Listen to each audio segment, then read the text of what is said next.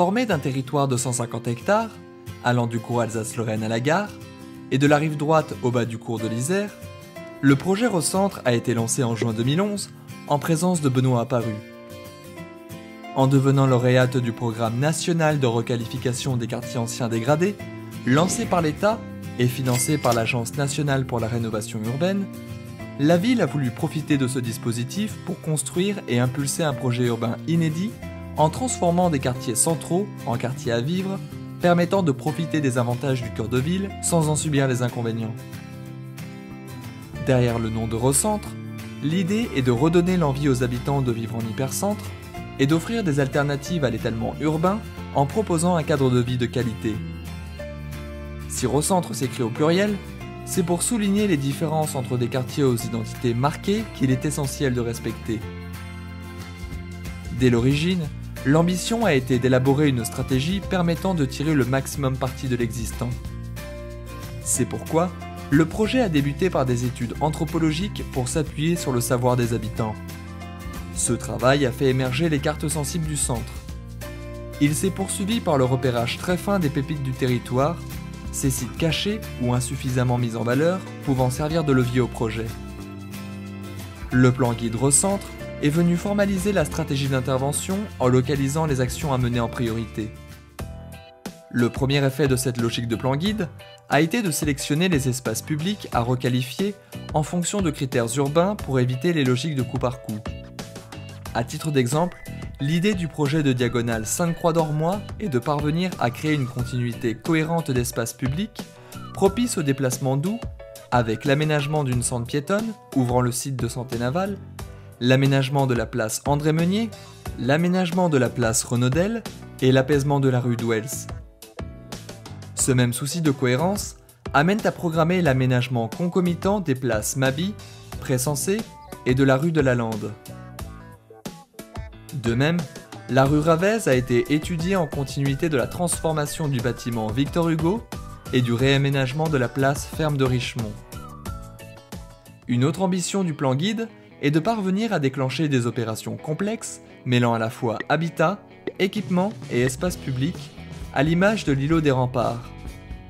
Le jardin a aujourd'hui fait l'objet d'aménagements temporaires, mais l'ambition est de parvenir à une opération plus globale permettant une relocalisation de l'école L'Attelade dans des locaux adaptés, une ouverture plus large de l'îlot sur l'espace public et la création de nouveaux logements.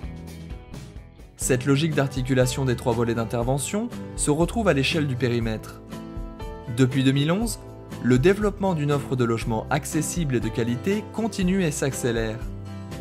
Cela s'appuie tout d'abord sur l'intervention d'Incité, qui a pour mission la création de 300 logements sociaux publics et la réhabilitation de 600 logements à loyer plafonné, soit la réhabilitation totale de 900 logements au titre de la nouvelle concession d'aménagement 2014-2020. La qualité de l'habitat et la mise en valeur du patrimoine sont les maîtres mots de cette intervention. L'îlot Nérigeant-Sauvageau et l'îlot Carpenter font partie des chantiers remarquables. Il a également été donné priorité au logement dans le cadre de la reconversion du site de Santé Navale menée par Bordeaux Métropole Aménagement. Les projets d'équipement viennent compléter les interventions en matière d'habitat pour offrir aux nouveaux arrivants et aux habitants des lieux de vie collectifs. 3 équipements sportifs sont en projet: le gymnase Victor Hugo, le gymnase de Santé Navale et le Palais des Sports dans une salle complètement rénovée de 2500 places. Une nouvelle école primaire trouve sa place à côté de Santé Navale et la crèche des Douves avec son foyer mère-enfant a été réhabilitée. Enfin, la toute nouvelle salle du théâtre de la Lucarne accompagne le développement culturel de proximité.